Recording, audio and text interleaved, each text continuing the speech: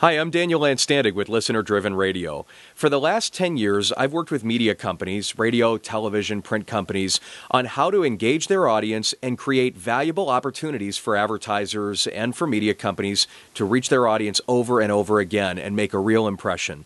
When we started Listener Driven Radio, our whole goal was to help radio stations get listeners to come back over and over and to let listeners really engage with a radio station's brand. The idea was, if we can give listeners a voice, if we can let them choose the songs that play next, if we can let them share the songs they like on Facebook and really participate in building a radio station's sound and brand minute by minute, they'll be fans for life. And what a valuable space that is for a local advertiser to be a part of.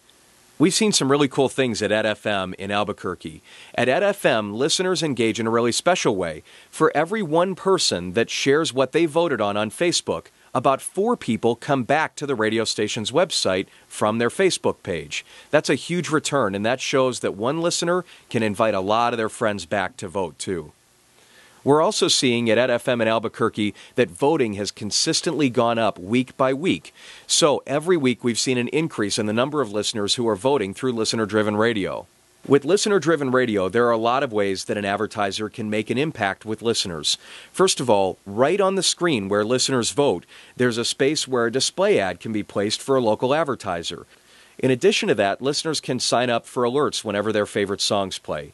As a listener, I could get a text message, an email, or an instant message whenever one of my favorite songs plays.